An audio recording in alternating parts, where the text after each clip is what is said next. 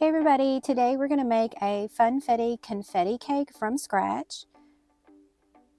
First, you're going to take a medium-sized bowl and then add 1 cup of sour cream to it, and then a half a cup of milk, and then 2 teaspoons of clear vanilla extract. You can add regular vanilla, it's just going to make the cake maybe a little bit darker.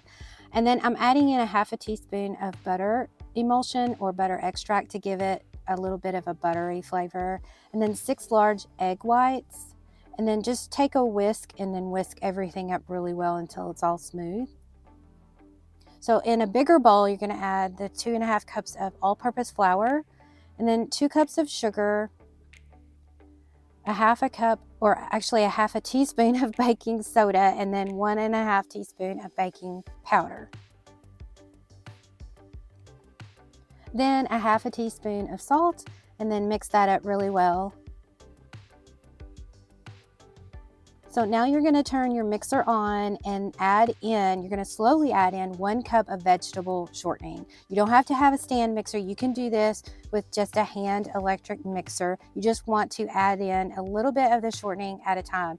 And vegetable shortening, it's not lard. That is not the same thing. This is just sort of a solid vegetable fat, essentially.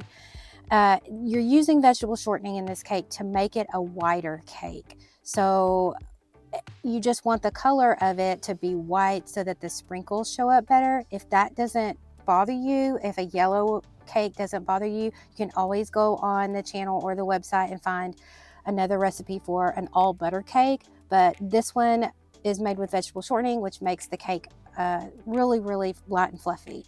So you want it to be this sand texture that I'm showing you here. Just mix the flour with the shortening until it becomes that sand-like texture.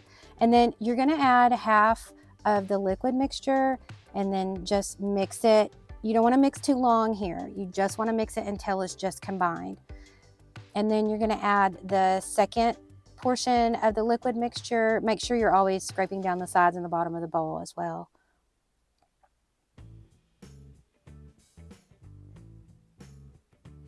So just make sure that it's all mixed up well, but you don't want to overmix because that can make for a tough and rubbery cake.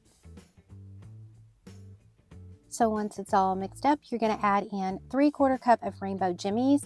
And the jimmy sprinkles work better than just those little round sprinkles because the round ones tend to bleed the color all into the batter, but the jimmies don't seem to do that.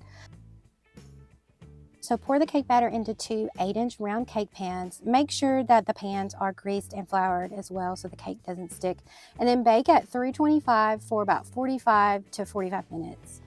And then you're just going to set the cake in the pans on the rack for, I don't know, 10 minutes or so, and then take them out of the pans and let them cool completely on the racks while you make the frosting. So this frosting is a white frosting, and that's why I'm using vegetable shortening. And you're going to add 1 cup of vegetable shortening and 1 cup of unsalted butter. If you don't want to use the vegetable shortening, you don't have to. You can use all butter for the frosting. It's just going to make the frosting not as white. It'll be a little bit more yellow, which is fine if you're okay with that. So you want to mix this up until it's really smooth. And then add in 1 tablespoon of milk and 1/4 teaspoon of salt. And then you're going to add in the first 3 cups of confectioner's sugar.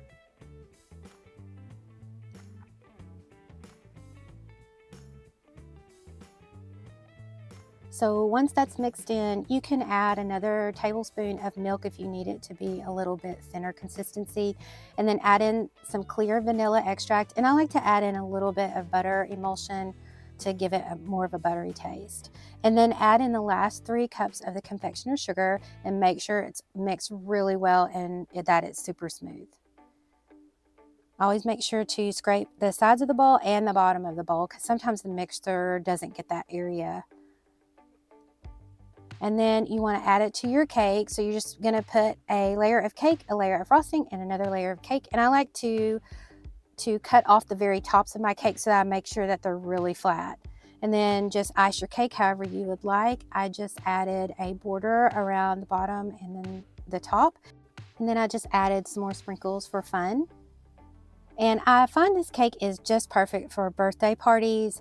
I hope you try it out. I hope you love it. And as always, I will see you next time.